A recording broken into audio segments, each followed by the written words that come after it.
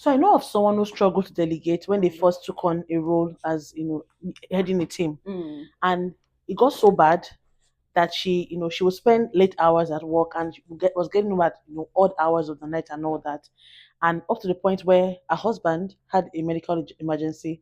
She was at work. In fact, this person, and it was just one car that the family was, and she was using the car, so there was no one to quickly get the husband to the hospital at the time. I think they eventually found me a taxi or something that could get neighbors, right, got the Wow. husband to the hospital and all that. It was a huge one. Thankfully the man did not die, Wow. but of course it was a major shift Mm. in this person's career, and she had to reevaluate. And but it taught her a huge lesson around not delegating and not Mm. trusting your team members to deliver. Mm. It put in perspective the glass balls and the plastic Yes, balls, right? yes, Yeah. yes. It's just work. We're trying not to take it too seriously. But really, it is your career, and you need to take ownership of it. Hi, everyone. Today, continuing the theme of our new manager playbook, we are talking about the topic for this episode is the art of delegation, because you can't do everything yourself. New managers tend to assume this messiah superhero syndrome, thinking they can do everything by themselves, but they can't. So this episode we're going to be talking about the art of delegation. Yes, we would. Should I go first? Yes, please. Okay, perfect. I think we'll start off with why managers struggle to delegate. I think for my notes here, and we've already mentioned some of these things as well in our previous episodes. But one is the fear of losing control, and I can imagine how that can, really, that fear of losing control, that fear of not, like you don't want to tarnish your image in quotes with bad, probably be known for like all your work is always like crystal clear, like you're always bang on, you dot your T's, you cross your I's. Top quality. You dot your I's, you cross your T's. But top quality of work. And then now that you now have to like rely on that team members, you feel like you're going to lose control. So I think that's one of the reasons why managers struggle. And that one be imposter syndrome. I won't do so much here because Dickens spoke about that quite extensively in our previous episodes. But it's just that thing of asking yourself, am I capable? Can I should I can I do it? Can I not do it? Perfectionism. Oh my god, I feel like this is the major reason why managers do not like to struggle to delegate. Why you just want to be like you're not sure if anyone would do it to. See, nothing. I'm sure you already know nothing can be perfect. Like just as long as in a great state that you know that you've done your best, you've done all you've done all your review and all of that stuff. Just send it out. It can never be perfect. But guess what? When you are getting it to, your boss or leader will still do something there. Right? Will still change it and all that. So don't stress yourself that much. Professionalism, and then the guilt. The feeling like you're burdening others with more work. Quotes like, oh, I don't want to burden He's them. already overwhelmed. But some people know how to form that they are busy and they really don't do anything. And that's why you as a manager would know, like you're able to know like the volume of work your team members are doing, what they're busy with at the particular time, and you know who is overworked or not, and you're able to spread the tasks accordingly. But I think some of the reasons why managers struggle. Absolutely. I agree. The next point we have is what to delegate and what to own, right? So what should you give out to other people to do and what to own? And I think this is the most important balance when it comes to delegation. Yes. There are some things that you can give others to do that have like minimal risks, minimal financial risk, reputational risk, and things like that. Those are the things you should delegate. Breaking down tasks into must do, should do, can delegate, right? So in terms of like a mental model or structure to help you decide what to delegate and what you should own, break down the tasks into what should I do, what must I do, and what can be delegated. And be thorough and truthful to yourself when breaking that down. Like I said, things with minimal risk, not zero, but minimal risk, like reputational, financial, and things like that. Those can be delegated, while you sort of handle the things that are riskier in terms of financial, reputational. What else? Brand. Impact, but that's your reputation. So things like that, and I think they're confidential as well, confidential, like highly confidential. Of course, that, yes. There's some numbers and figures and facts that are for your eyes only, or management's eyes Yeah. only. Why some things like performance reviews can't be delegated. Really, really important. Yeah. If you have managers, right, and then you have employees, but all the team members report to you, and maybe you haven't like developed those managers to be people managers. So maybe their title has manager, but they haven't occupied the function of managing people. Yeah. You have to develop them first in Yes. terms of Yeah. performance management Mhm. before you delegate reviews to them. Yeah. Also, if the whole team reports to you, then it is your responsibility to performance manage them, right? You can't say that the whole team reports to you throughout the half year or quarter or the whole year. They have been interacting with you, and then when it comes to reviews, you then delegate it to someone else to say, rate this person. Yeah. Performance management, I would say, is one thing that should not be delegated. Yes. Performance Absolutely. management, performance reviews, and evaluation should not be delegated. Match tasks with people's strengths and career goals. A lot of times people, not all the time, sometimes people drop the ball because it's an area where they do not have the competence, no expertise. So when delegating to people, match their strengths. If you want to get the best work out of people, the best output, from people, make sure that you're giving them tasks that they are in depth at, tasks that they have the expertise to carry out with minimal supervision. Yeah. I'll say these are the three main things under helping you understand what to delegate and what to own.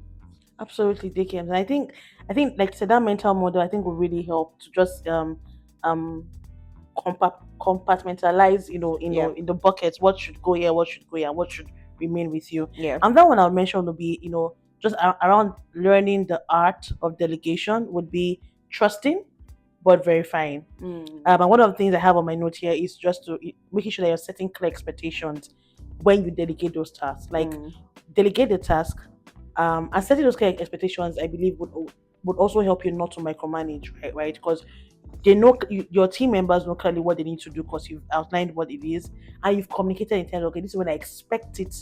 I expect it by this date. You've set timelines. You know what the tasks are. You've guided them as to how to go about it. If there are templates, you've shared it with them. Yeah. If they are, maybe if it's coming up with a storyboard, for a presentation, you've done that with them and they've gone to run with it. Of course. So, and I think that will help you also not to micromanage, which is like the next point, but that following up but without micromanaging. So when you've done that, of course, you're leaving the door open, like, if they have challenges along the way, you help them remove the roadblocks and help them to just get to understand better what clarity in that task you dedicated to them, but not micromanaging. Oh, where are you now? Oh, how far have you gone? Tell me what you have now. I want to see what you know. No, you don't need that. You've set the time expectations. Let that timeline pass. Let it pass rather. And probably you've not seen or heard anything. Then you can, like, oh, what's going on here? Like, like I haven't gotten back. I haven't heard anything from you on this particular area. But you've already set all of this time. I think just leave them to handle it and trust that they will come to you if they express any roadblocks. The other thing as well I'll talk about is just also giving constructive feedback when delegation doesn't go as planned.